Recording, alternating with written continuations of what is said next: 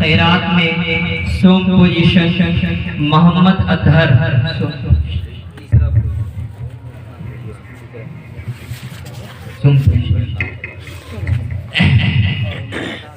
محمد اطہر خیرات میں سوم پوزیشن لائے ہیں۔ اسی طریقے سے دوم پوزیشن عبد الماجد، اول پوزیشن محمد آصف مقام ایجنسی۔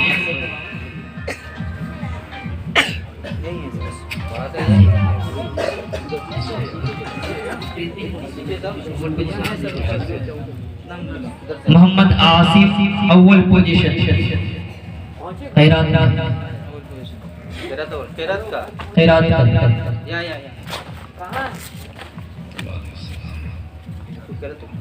خیرات میں اول پوزیشن محمد آصف مقام ایجنی۔ اسی طریقے سے نعتیہ میں اول پوزیشن محمد تنظیم دلسنگ سرائے، نعت والے میں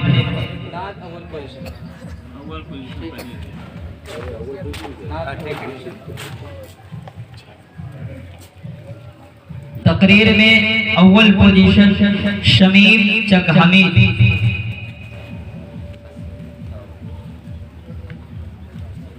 خیرات میں سوم پوزیشن محمد اطہر مٹھیانی۔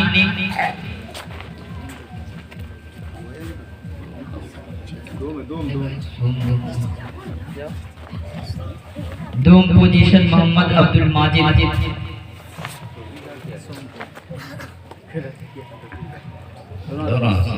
عبد الماجد دوم پوزیشن۔ جی سوال و جواب میں اول پوزیشن محمد سفیان، دوم پوزیشن محمد اطہر، دونوں اپنا انعام لے جائیں۔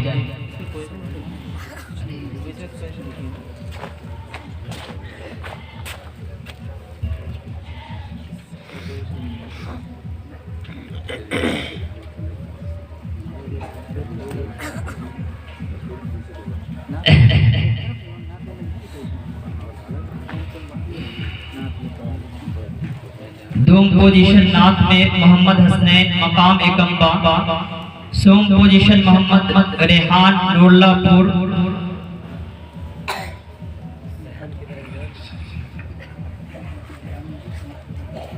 محمد جسیم الدین نعت میں، انوار الحق محمد انتخاب، سمیع اللہ عبداللہ مسعود۔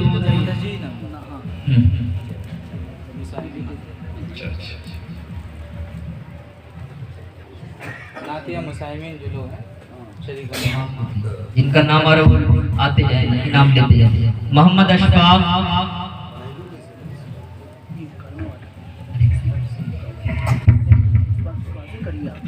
مکالمہ میں محمد اشفاق اول پوزیشن، دوم پوزیشن عبد السلام، سوم پوزیشن محمد معراج، اپنا انعام لیتے جائیں۔ تقریر میں دوم پوزیشن نعمت اللہ مقام جانا، سوم پوزیشن شہباز بلاسی ٹولہ۔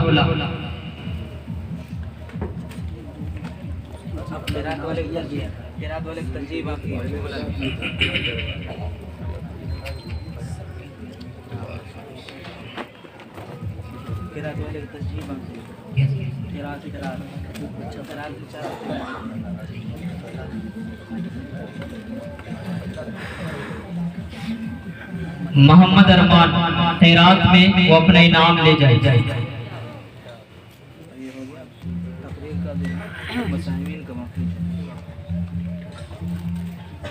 فریدین محمد انور، فردین محمد انور، دونوں انعام لے جائے۔ تقریر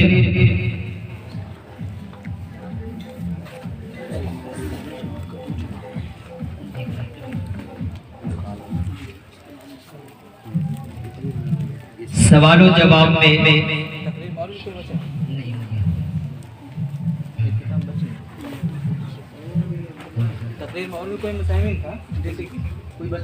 تقریر میں محمد شمیم کو انعام مل چکا ہے۔ نعمت اللہ، شہباز، فردین محمد انور۔ جی سوال جواب محمد سفیان، محمد اطہر، اگر پہلے انعام مل چکا ہو تو بیٹھے رہے۔ محمد سفیان، عبداللہ مسعود، سوال جواب دو۔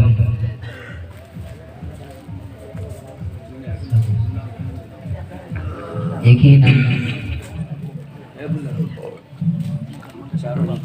محمد اطہر، فرحت، نام یاد کیا مکالمہ والے محمد اشفاق، اول پوزیشن، دوم پوزیشن عبدالسلام، سوم پوزیشن محمد معراج۔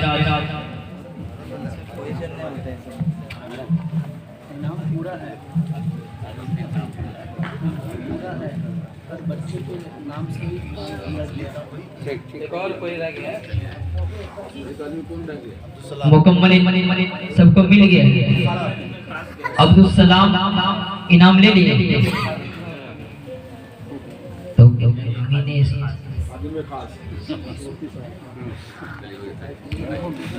بسم اللہ الرحمن الرحیم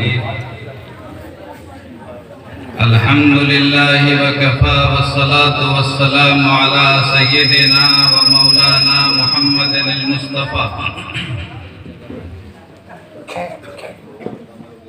اما بعد قال النبی صلی اللہ علیہ وسلم لا حسد الا فی اثنین رجل آتاه الله المال فسلطه على هلكته في الحق ورجل آتاه الله الحكمة فيعلمها ويقضي بها أو كما قال عليه الصلاة والسلام۔ میرے علماء کرام، حضرت محتمم صاحب مدرسے کے تمام ذمہ داران، عزیز طلباء، اساتذہ، برادران اسلام، آج یہ مدرسے کے بچوں کا سالانہ مسابقہ ہے جس کا مظاہرہ مغرب بعد سے ہی یا دن سے ہی مغرب بعد سے ہی آپ لوگ سن رہے ہیں۔ ماشاءاللہ مجھے محسوس ہوا کہ مدرسہ کافی ترقی کر رہا ہے۔ اس مدرسے سے میرا تعلق حضرت حافظ منیف صاحب کے زمانے سے ہی ہے اور مدرسہ ترقی کر رہا ہے اور ہر لحاظ سے ترقی کر رہا ہے۔ ابھی یہ کہ اس مدرسے کے سب سے پہلے حافظ نے مجھ سے بتایا کہ جہاں پر آپ بیٹھے ہوئے ہیں یہاں پہلے تالاب تھا اور یہاں پر مدرسہ تھا اور بچے اس میں مچھلی کا شکار کرتے تھے، مچھلی حاصل کرتے تھے اور کوئی کھانے کا بھی نظم نہیں تھا، جلاون کا نظم نہیں تھا۔ انہوں نے بتایا کہ حافظ منیف صاحب رحمۃ اللہ علیہ کہتے تھے جلاون نہیں ہے پکانے کے لیے، تو 3-4 طلبہ جا کر اپنے سے جلاون کاٹ کر لاتے تھے پھر پکاتے تھے۔ اور آج ماشاءاللہ شاندار بلڈنگ بھی بن گئی، ادھر بھی بن گئی، لائٹ ہے، سب کچھ ہے، کھانا بھی اچھا ملتا ہے اور پڑھائی بھی ماشاءاللہ بہت شاندار ہے۔ ایک طالب علم نے قرآن کریم مکمل کیا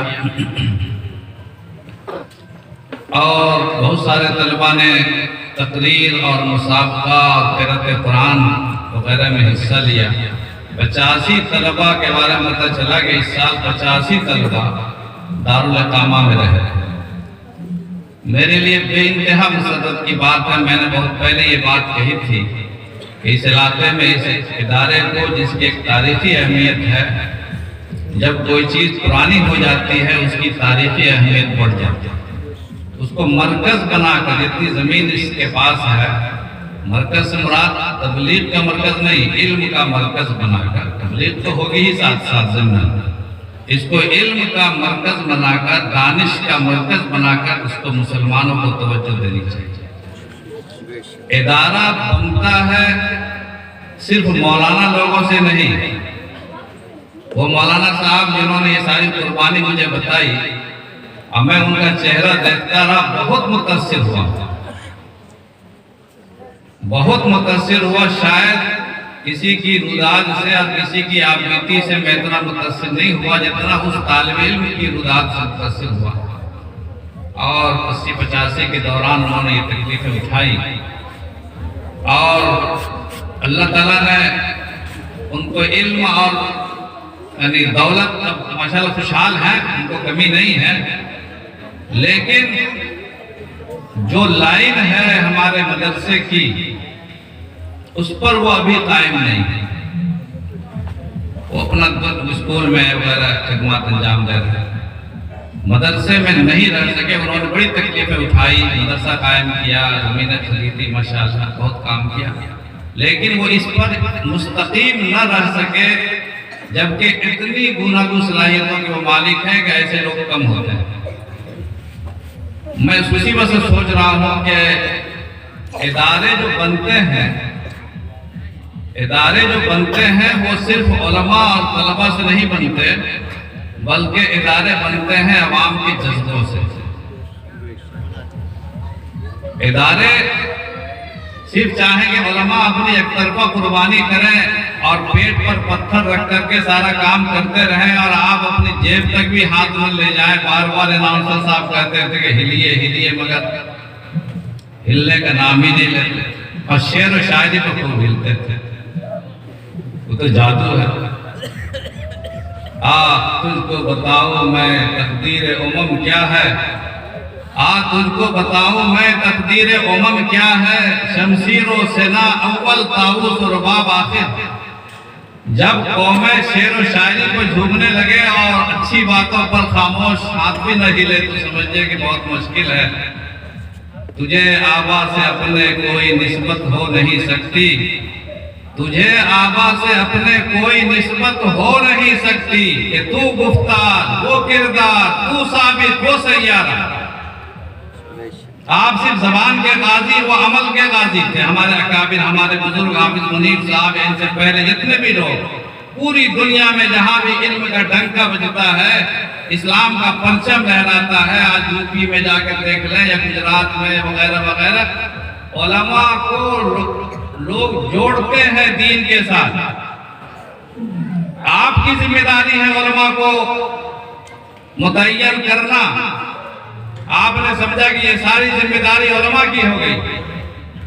میں نے جو حدیث پڑھی ہے اس کا خلاصہ میں نے بتا دیا۔ بات میں چونکہ نماز پڑھنی ہے، میں زیادہ بات کرنا چاہتا تھا لیکن نہیں کروں گا چونکہ وقت کے خلاف ہے۔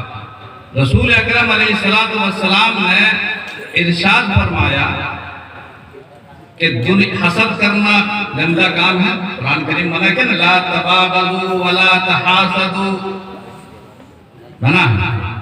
آپس میں بغض نہیں رکھنا ہے، آپس میں ایک دوسرے سے جلنا نہیں ہے۔ حسد کرنا، جلنا، حسد کس کو کہتے ہیں؟ حسد کا معنی بتائیے۔ حسد کا معنی جلنا۔ ایک آدمی آگے بڑھتا ہے، اس کو دیکھ کر جلنا کہ اس کو یہ نعمت کیوں مل گئی، یہ مجھے نعمت مل جائے یا اس کی ختم ہو جائے، یہ جلنا حسد۔ حسد کرنا ناجائز حرام ہے، لیکن اللہ کے نبی صلی اللہ علیہ وسلم نے فرمایا کہ حسد اگر کیا جا سکتا ہے تو دو انسانوں سے کیا جا سکتا ہے۔ لا حسد الا فی اثنین، صرف دو انسان ہیں، دو طبقہ ہے جس سے حسد اور جلن کیا جا سکتا ہے، جس کو رشک ہم بولیں گے۔ حسد لفظ ظاہری ہے، حسد رشک کے معنی ہم بھی اس طرح ہو رہے ہیں۔ وہ دو آدمی کون ہیں؟ پہلا انسان، آپ کی ذمہ داری۔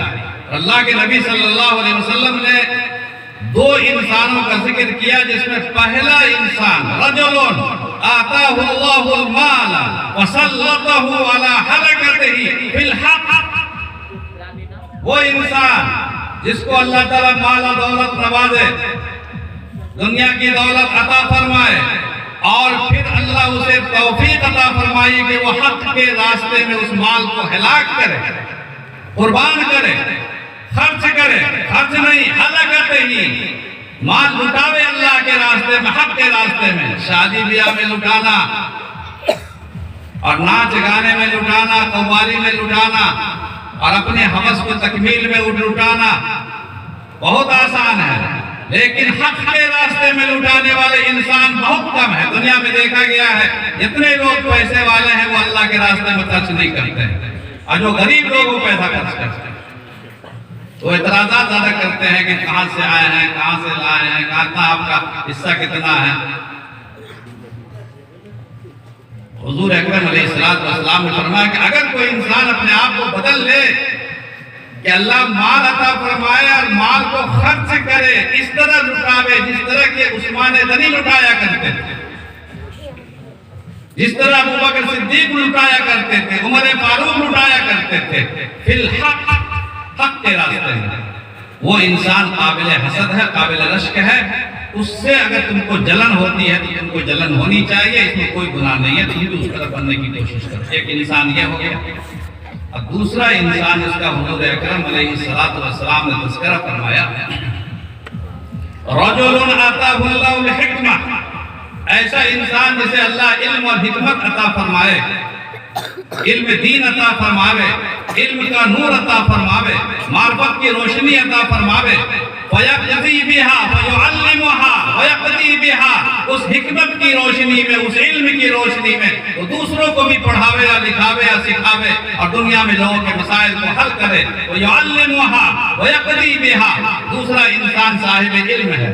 یعنی گویا کہ دو طرح کے لوگ صاحب رشک ہیں، صاحب حسد ہیں، جن سے دنیا جل سکتی ہے. ایک پیسہ والا جو اللہ کے راستے میں خرچ کرے، ایک علم والا جو اپنے علم کو اپنے سینے میں نہیں، اپنے سینے کے دفینے میں نہیں، قبرستان میں نہیں، بلکہ خلق خدا میں وہ لٹانے کو تیار ہو. وَيُعَلِّمُهَا وَيَقْضِي بِهَا، سکھائے انسانوں کو اور فیصلہ کرے حکمت کے مطابق، وہ انسان قابل رشک ہے. آپ بتائیے جب دونوں طبقہ جمع ہوگا تو مدرسہ بنے گا کہ نہیں بنے گا؟ مدرسہ بنے گا کہ نہیں؟ مدرسہ اسی دو کا نام ہے. پیسہ والے جو چندہ دیتے ہیں اور علم والے جو اپنی ساری ذمہ داریاں، ساری خواہشات، بیوی بچوں کی تمنائیں قربان کر کے اس احاطے میں، اس خاکے فقیری میں، اس یعنی ایسی جگہ پر جو مرغزار نہیں بلکہ وہ یعنی ایک اداس ماحول، نہ کوئی ترقی ہے، نہ کوئی مواقع ہیں، کچھ بھی نہیں ہے. انسان سب کچھ کو چھوڑ چھاڑ کر کے اپنے بیوی بچوں کو، ان کے پاس بیوی بچے چاہتے تو قربانی کر سکتے تھے، وہ بھی نوکری کر سکتے تھے، لیکن انہوں نے اپنے کشتی کو جلا دیا اور یہاں پر آ کر ڈیرا ڈال دیا اور کہا کہ اب ساری زندگی تیرے آستانے پر ہم چوکٹ رکھے رہیں گے اور اسی پر اپنی جان کو قربان کر دیں گے. جان دی ہوئی اسی کی تھی، اب تو یہ ہے کہ حق ادا نہ ہوا. مدرسہ بنے گا کہ نہیں بنے گا؟ بہار کے مسلمانوں میں سب سے بڑی کمی یہ ہے، سب سے بڑی کمی، چونکہ میں بھی مدرسہ سے جڑا ہوا ہوں، معمولی سے چھوٹا موٹا خادم ہوں ایک زمانے سے 25-30 سال سے. یہاں کے لوگ خرچ نہیں کریں گے، پیسے والے، پان کی دکان والے، چائے کی دکان والے، بیڑی کی دکان والے، کوئی خرچ نہیں کرے گا. یا باہر جو کماتے ہیں خرچ نہیں کرے گا، اٹانگ پٹانگ میں خرچ کرے گا. اور نتیجہ یہ ہوتا ہے کہ جب آپ خرچ نہیں کریں گے تو پہلا مرحلہ، پہلی ذمہ داری تو حضور نے آپ کو دی ہے. پہلا نام آپ کا حضور صلی اللہ علیہ وسلم نے دیا ہے. سرور کائنات پہلا سوال آپ سے کریں گے، رجل آتاہ اللہ المال، آپ کو اللہ نے مال عطا فرمایا، پھر اس مال کو آپ نے کہاں خرچ کیا؟ آپ نے کیوں اس مال کو آپ نے فصلتہ علی حلقتہ فی الحق؟ نتیجہ ہوگا کہ وہ مولانا صاحب کو تنخواہ ملے گی نہیں، مسجد کا امام بھی جائے گا، مدرسہ کے مولانا بھی جائیں گے، مدرسہ ترقی بھی نہیں کرے گا. تو ساری ذمہ داری آپ پر پڑتی ہے. بہار کے لوگ کہتے ہیں کہ مولانا صاحب باہر سے چندہ کر کے لائیے اور ہم کو مدرسہ چلائیے.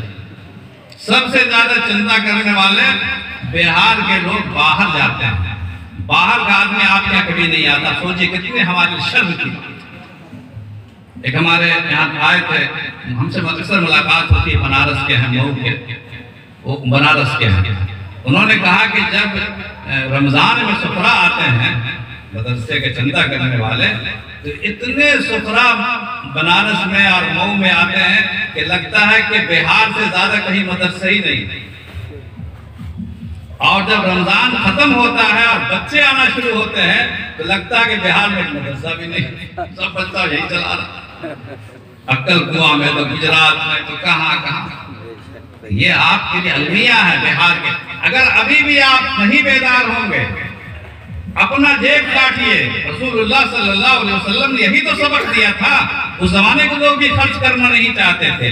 آپ نے ایسا جذبہ پیدا کیا کہ جس کے بعد 2 بیوی تھی, ایک بیوی قربان دوسرے بھائی کے لیے, 1-2 مکان ہے, 1 مکان دوسرے بھائی کے لیے. یہ جذبہ اگر پیدا نہیں ہوا تو اپنے آپ کو یقین جانیے اللہ کیا نہیں بچا سکیے گا.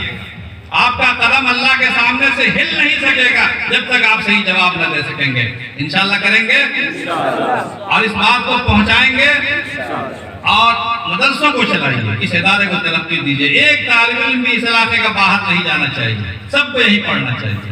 اچھی تعلیم ہو اس علاقے میں پڑھیں اور آپ کے بلبوتے پڑھیں. اللہ تعالیٰ سب کو ترقی عطا فرمائے, آپ کے جذبے کو قبول فرمائے اور ان سب کی محنتوں کو قبول فرمائے. میں بھی اپنے لیے دعا کا تعلیم ہوں. وآخر دعوانا الحمدللہ رب العالمین. دعا کے بعد سب لوگ نماز پڑھیے گا مسجد میں انشاءاللہ. نماز پڑھیں گے نا. جو نہیں پڑھ سکے ہیں, میں بھی پڑھ چکا ہوں, جو نہیں پڑھے ہیں انشاءاللہ نماز میں شریک رہیں گے. ورنہ ساری باتیں سننے کا کوئی فائدہ نہیں ہے. تاریخ نماز کا صرف در تاریخ نماز کا اللہ کے کوئی مقام نہیں, چاہے بچہ ہو بوڑھا ہو کوئی بھی ہو, نماز کسی کے لیے معاف نہیں ہے. دعا کریں دل لگا کر کے اس مدرسے کی ترقی کے لیے, ان بچوں کے لیے, اپنے لیے, اس پورے علاقے کے لیے, امت کے لیے دعا فرمائے. اللہم صلی علی سیدنا و مولانا محمد وعلی آل سیدنا و مولانا محمد افضل صلواتک و بعدد معلوماتک و بارک وسلم علیہ. ربنا ظلمنا انفسنا وان لم تغفر لنا وترحمنا لنكونن من الخاسرين. ربنا ظلمنا انفسنا وان لم تغفر لنا وترحمنا لنكونن من الخاسرين. ربنا لا تؤاخذنا ان نسينا او اخطانا. ربنا ولا تحمل علينا اصرا كما حملته على الذين من قبلنا. ربنا ولا تحملنا ما لا طاقة لنا به. واعف عنا واغفر لنا وارحمنا انت مولانا فانصرنا على القوم الكافرين.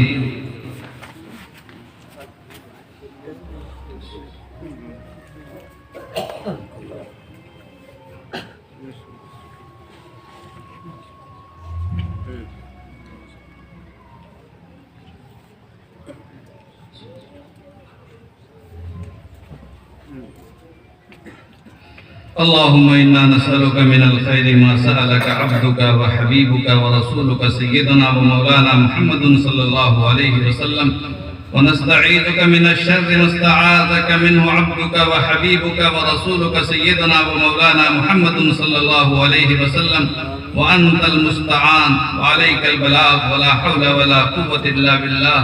ربنا تقبل منا إنك أنت السميع العليم. وصلى الله تعالى على خير خلقه محمد وآله وأصحابه أجمعين برحمتك يا أرحم الراحمين.